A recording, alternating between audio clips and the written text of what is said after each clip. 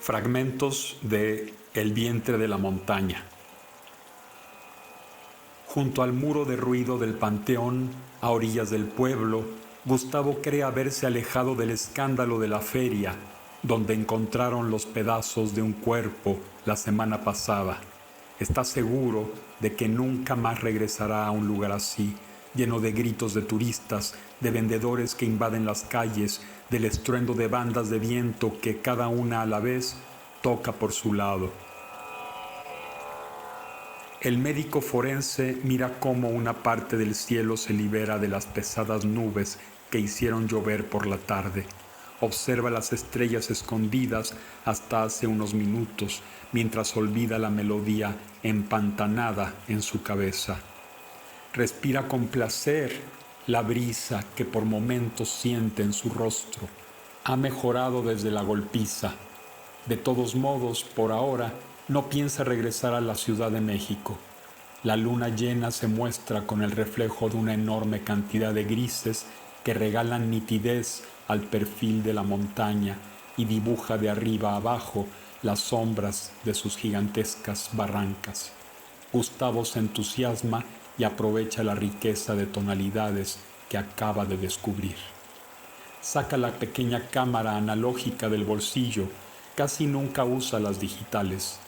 Siente gran placer al revelar las fotografías, imprimirlas en sus charolas con ácidos, dejarlas secar como lo trabajaba en el cuarto oscuro que tenía en el departamento antes de divorciarse de Sara.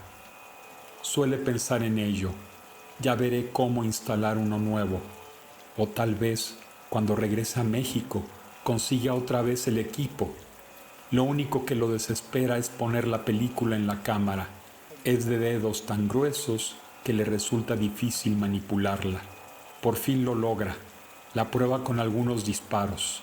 Aún busca la fotografía que sirva de introducción a su libro, la única cuyo tema no será de cadáveres, ni de pedazos, ni de cuerpos enteros. Aprovecha el resplandor de la luna para evitar el flash. Graba la montaña, el panteón, las tumbas, ahora bajo un manto casi plateado, los rincones donde estaban los mordiscos de pedazos de cuerpo.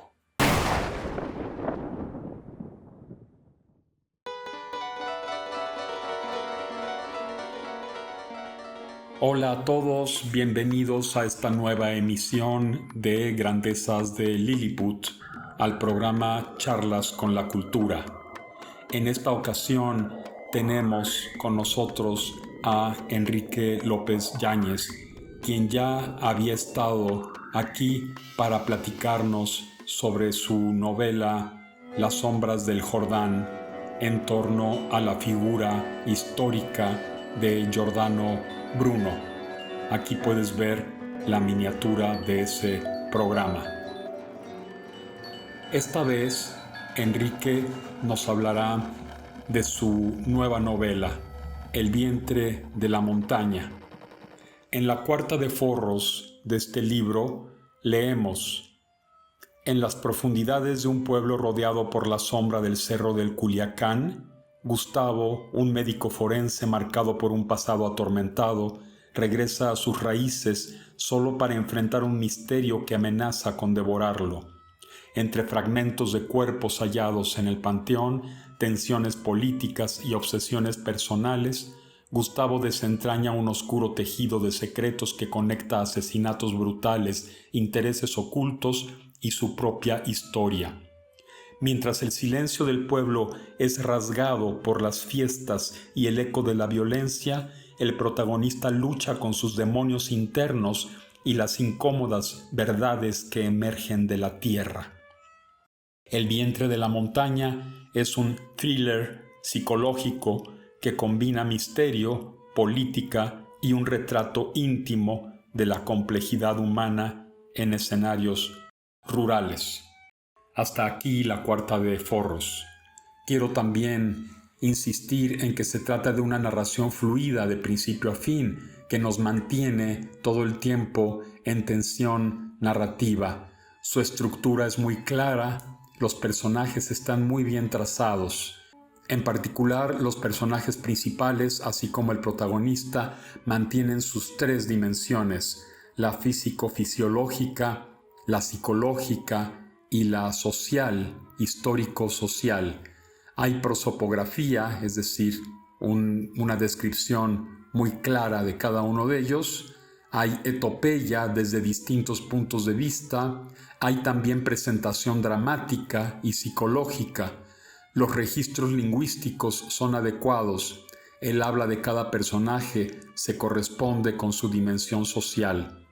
El asunto de la novela es particularmente social y político también. Involucra problemas como la corrupción, la ambición y la violencia. Es una obra muy rica en material social y verosímil desde el punto de vista literario. Su estilo es conciso, hay gran economía lingüística, se pintan imágenes intensas y a menudo de gran plasticidad gracias a los recursos descriptivos utilizados con equilibrio, sin llegar al costumbrismo, es decir, sin llegar a la preponderancia de lo descriptivo sobre lo narrativo. La acción inicial se continúa en una trama bien estructurada. Algunas imágenes definitivamente dejan huella en el lector. A veces se mezcla el realismo crudo, descarnado, con la fantasía. Los diálogos son también verosímiles, así como las atmósferas que envuelven los escenarios. Por ejemplo, leeré esta imagen en el capítulo 19. Gustavo despierta empapado en sudor. De reojo busca los misteriosos seres que lo rodeaban en su sueño. Revisa las orillas de la cama, la puerta, la ventana que da a la calle, tapada con una pesada cortina. Oye pasos nerviosos en la acera, escobas que raspan el suelo, gruñidos de motores, el último canto de un gallo. Inmerso en su oscuridad, se frota los ojos y enciende la lámpara junto a él. Toma el reloj sobre el buró y, con la vista aún borrosa, mira la hora. Se sienta al borde de la cama, recarga los codos sobre las piernas y se cubre la cara con las manos. Advierte su soledad, la misma que lo acompañó durante años desde la muerte de sus padres. Se siente vulnerable, obligado a sobrevivir. Pronto regresa a la realidad.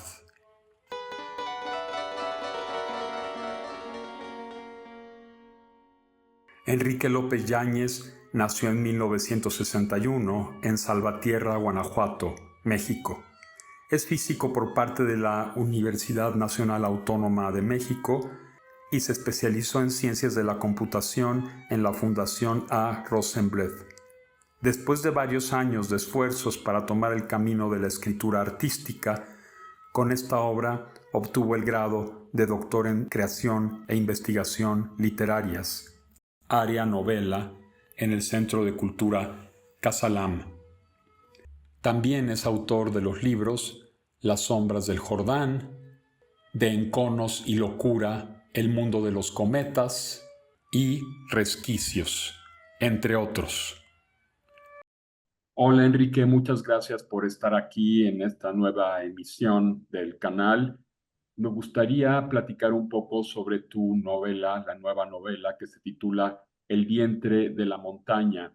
¿Por qué el título El vientre de la montaña? ¿Cómo se te ocurrió este título y a qué se refiere? ¿Es algo simbólico, algo alegórico? Sí, buenos días, Juan Antonio. Me da mucho gusto volver a estar contigo. Efectivamente, hay mucho simbolismo y esto se puede ver en la misma portada del libro. Los hechos ocurren en una montaña que se encuentra al sur de Guanajuato, entre los estados de Salvatierra, Celaya, etcétera. Por ahí hay varios lugares. Esta montaña, por ejemplo, yo soy de Salvatierra, yo la veía directamente sobre la calle principal al fondo. Hay por ahí un arqueólogo que afirma que en esta montaña se encuentra o se encontraba Aztlán, el lugar de donde salieron las 7 tribus nahuatlacas. Independientemente de que su teoría sea correcta o sea incorrecta o tenga, bueno, él afirma que tiene todos los elementos para confirmarlo científicamente, pero independientemente de eso, para mí, pues representa, por ser parte de donde yo nací, algo importante. El vientre de la montaña se refiere a que él considera que las 7 cuevas de Aztlán, donde se encuentran estas tribus nahuatlacas, él las puede identificar en el Cerro del Culiacán. Así es como se llama esta montaña en esa parte de Guanajuato, el Cerro del Culiacán. Estas 7 montañas, de acuerdo a los jeroglíficos que se encuentran de nuestros ancestros, tienen la figura del útero de una mujer. Es decir, da la idea de que las tribus nahuatlacas nacieron de la montaña. Y este es el significado, el simbolismo que tiene la montaña. Si tú ves en la portada, sobre el cerro, que es el Culiacán, hay una pequeña figurita ahí pintada con unos puntitos blancos. Es precisamente como ellos representaban ese útero de ellos. Ajá. Muy bien. Esto Y este jeroglífico es el que se puede ver ahí en la montaña. se puede ver en los escritos antiguos. Lo que estoy es simbolizando que ese jeroglífico se encuentre, o es el vientre de esa montaña, ¿no?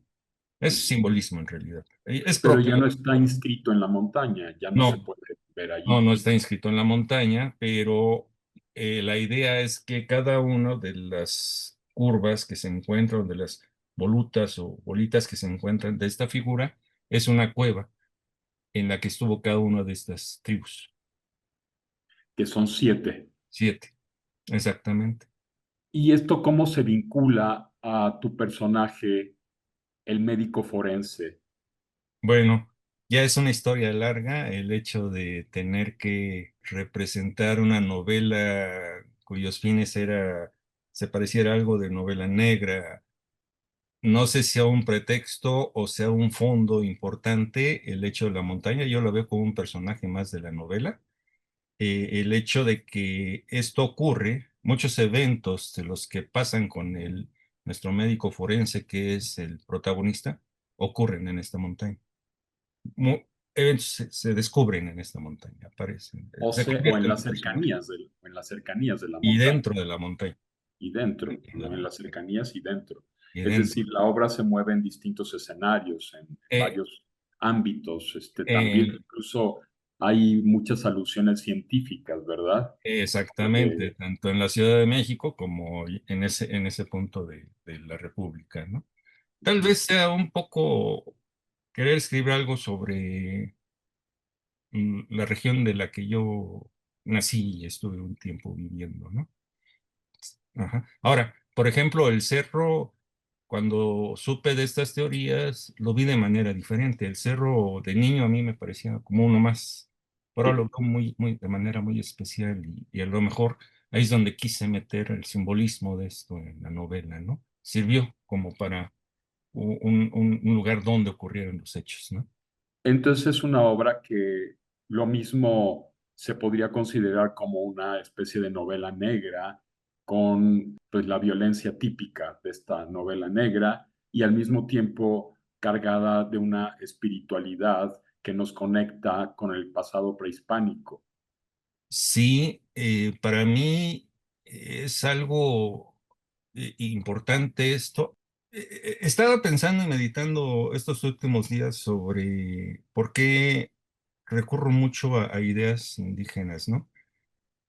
Sé que mi abuela materna fue indígena y mi abuelo español, y siempre ese otro que tenemos o que nosotros queremos, desconocemos, que es los orígenes indígenas por nuestra misma cultura que siempre nos ha tenido separados, sigue siendo un misterio para mí, ¿no? Y siendo que yo tengo esas raíces, ¿no?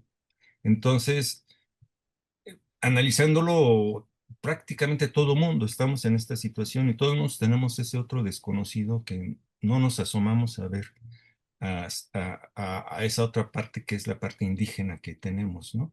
La parte occidental nos domina por completo, ¿no? En este mundo, ¿no? Es una forma también que exploro en mi yo, esa otra parte, ese otro que tenemos, que debo confesar, no lo conozco, ¿no? No lo conozco como yo creo debería conocerlo, ¿no? Lo conozco por los textos de historia normales, etcétera, pero no hay un conocimiento entero de ese otro yo que tenemos. Sí, porque yo, por ejemplo, yo no la consideraría una novela indigenista como tal. No, no, para nada. Simple es una exploración de alguien que trata de buscar algo más, ¿no? Ujú. Y aquí tenemos también otras vetas u otros rubros, otras facetas que también exploras. Por ejemplo, la cuestión política es mucho más que una simple novela negra, porque no todo se concentra en el asesinato, en la violencia y en la situación que experimenta y que vive este médico forense que es tu protagonista. También nos conecta con la política del país, con las cuestiones económicas, con las cuestiones sociales. Entonces, a mí me parece una obra profunda en ese sentido. También no, la historia por un lado, la política por otro, la economía y lo social, el aspecto social.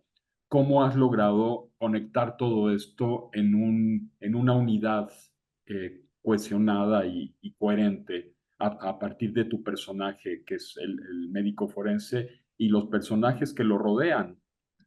Lo que pasa es en la estructuración de la novela, yo no logro ver a estos personajes fuera o en un universo aislado, solo, ¿no?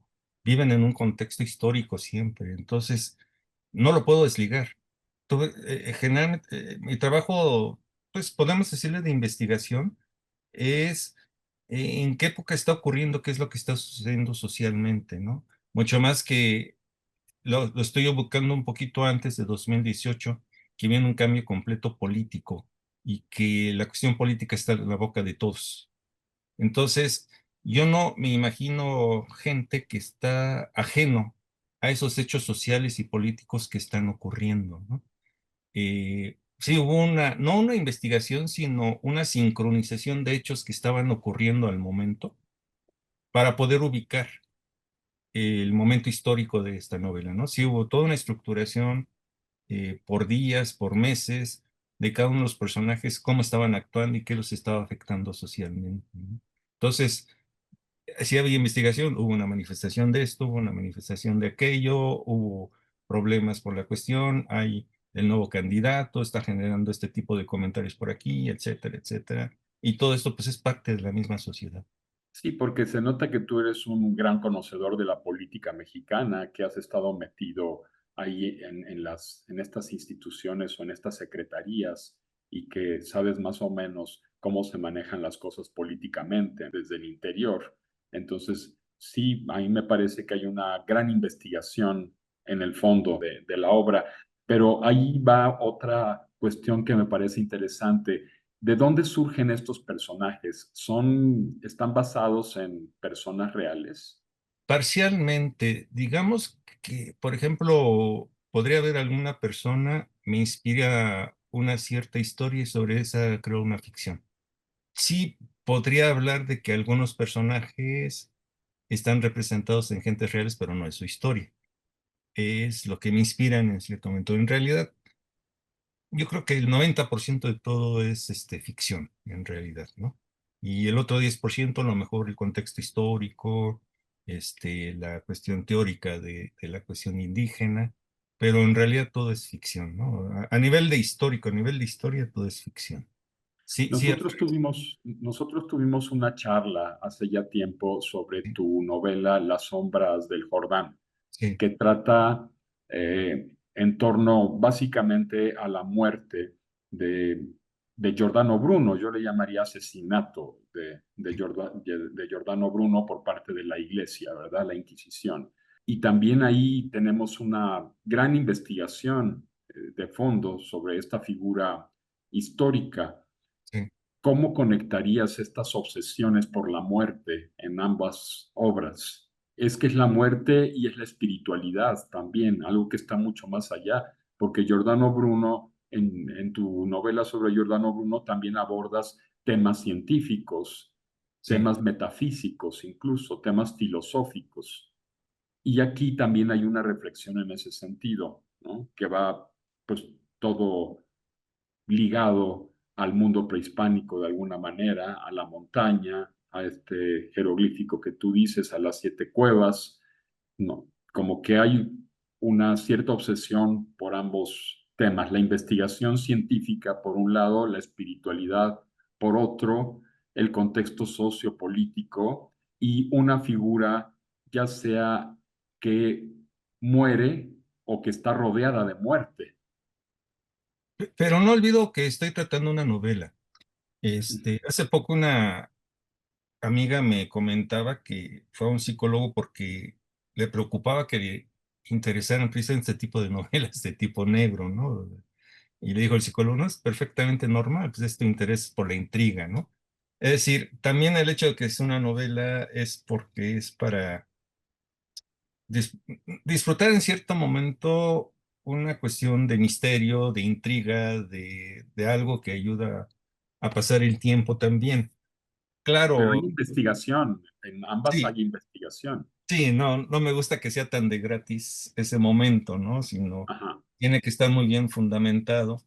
Y es donde empiezan a salir todas esas cuestiones internas de que, espérame, es que esto, pues no es solamente distraer, ¿no? Aquí hay una parte histórica, aquí hay una parte que me hace mucho pensar, aquí hay una parte que sí, ¿no? El tema de la muerte, pues es fundamental, a lo mejor es accidental, pero pues se presta a la situación en la que me interesaba conocer, ¿no? Por ejemplo, pues, ¿cómo es el pensamiento de un médico forense? No digo que un médico forense, su psicología tenga que ser esa, ¿no?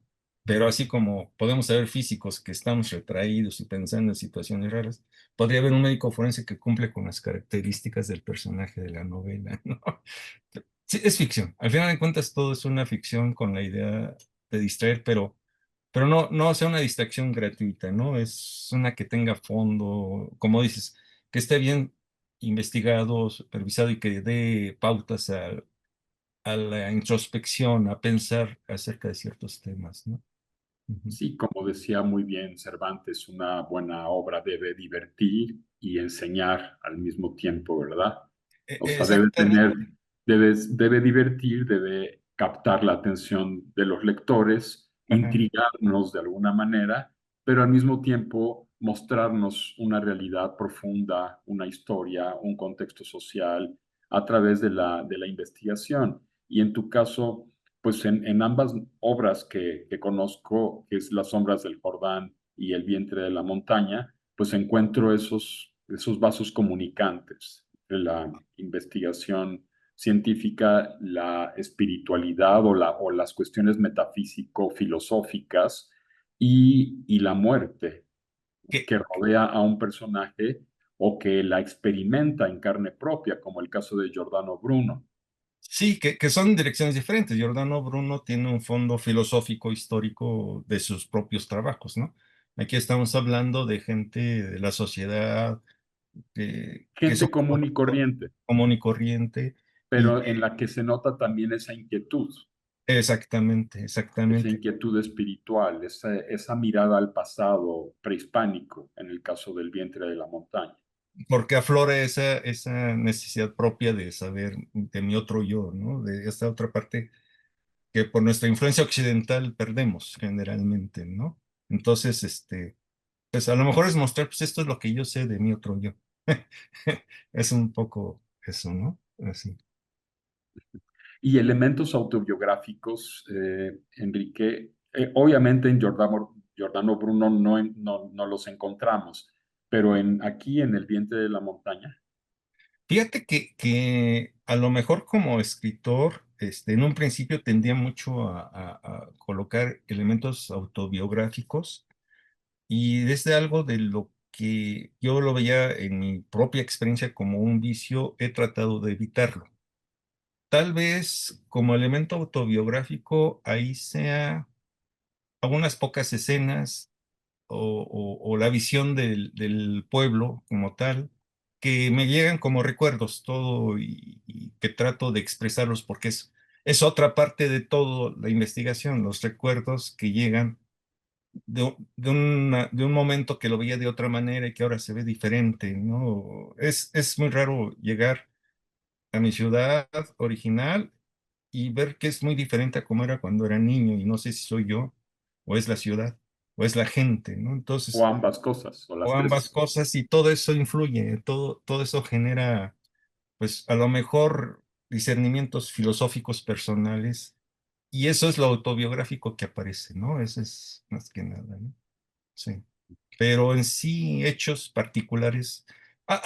Bueno, a lo mejor como si lo queremos ver como autobiográfico es el científico que afirma que esa zona es Aztlán, que yo platiqué con el verdadero, y sí me dio permiso de ponerlo como personaje de una novela, pero el personaje de la novela no tiene nada que ver con él, ¿sí? Es simplemente el pretexto para meter su teoría de alguna forma, ¿no? Claro, es ese detalle, ¿verdad? Sí, Nada más el que tomas exactamente. y lo amalgamas como pues hacen todos los escritores. Amalgaman ciertos elementos de una persona con elementos de otra persona, con elementos de otra persona, el rasgo físico de otra, y así forman un personaje, ¿verdad? Muchas peripecias que se narran ahí del mismo cerro cuando se están dentro del cerro, pues las viví con él porque fue un guía para una exploración de las cuevas y cómo se veía todo, ¿no? Pues Entonces, qué bueno que rescataste esto, este detalle. ajá, sí, exactamente, es un poquito encontrar muchos elementos y no te creas, el problema de conjuntarlo también me fue un poco difícil, tardé un poco en hacerlo, ¿no?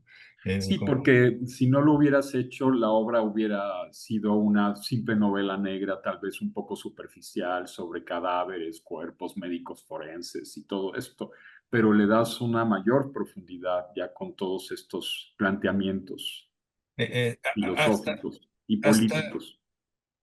me influyó un curso de narrativa policíaca y ese curso me dio la clave para utilizar a uno de los personajes como la clave de las dos historias Ujú.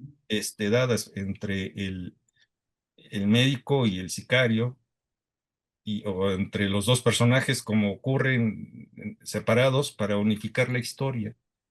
Y eso fue, por ejemplo, casi a último momento, ¿no? Algo me faltaba y fue la idea de encontrar otro personaje que tuviera esa situación de un detective que me permitió hacer la unificación de todo. No es planeado desde un principio, fue generándose poco a poco. Sí, Claro, sí se nota el trabajo sí. que hiciste, no, no es un mero rompecabezas, es Ajá. algo ya muy calculado, muy bien tramado.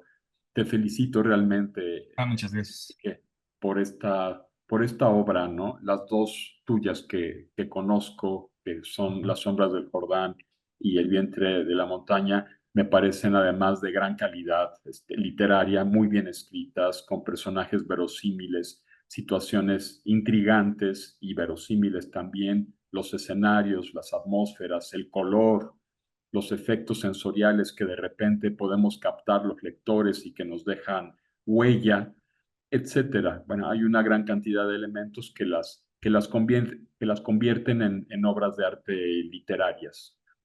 No sé, Enrique, si tengas algo más que agregar porque tampoco me gustaría arruinar la obra con el desenlace o con los desenlaces. No se trata de eso, sino más bien de profundizar en algunos elementos. Sí, a diferencia de la de Las sombras del jornal, que ya sabemos que Giordano Bruno muere quemado, pues aquí el chiste sería Ujú. que no supieran en qué termina. Exacto, porque esa es una cuestión también muy interesante. En Las sombras del Jordán empiezas por el final. Ajá. Sí, Es aquí. in extremis, como diría Ay, Horacio. lo que sí Y puedo aquí decir no. es que seguí algo un poquito que espero el lector pueda identificar. Hay dos líneas de la historia que aparecen en paralelo, una en el pasado y una en el presente. Y eso se nota Ujú. por la forma en que se habla, los verbos están en pasado y en presente, que llegan y se conjuntan, ¿no? Espero que eso lo detecte el lector y se dé cuenta de cómo es el juego, ¿no? Porque podría confundir en un principio lo que está ocurriendo, porque se ve el pasado y el presente al mismo tiempo en la Sí, novela, ¿no? Ahí sí, ahí me pareció muy claro. sí.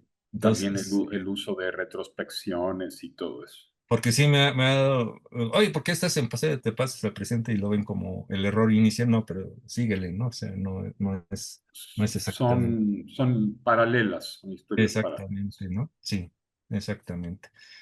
Yo lo único que quisiera es pues someterla al juicio de la gente y espero que, pues, lo que me decía esta amiga, ¿no? La disfruten, ¿no? La disfruten, aunque sea un tema un poquito sórdido. El tema de la violencia siempre me ha atraído desde un punto de vista estético, ¿sí? Es decir, recuerdo los dibujos, un documental, por ejemplo, donde habían Otto Dix, creo que se llama, que tiene dibujos de personajes de la Segunda Guerra Mundial con música de Arvo Pärt. Y esa belleza de la música con lo difícil de las imágenes produce cierto placer. O sea, eso no es un placer bueno, sino es el hecho de que cómo es posible que ante tal belleza de la música ocurran estos hechos con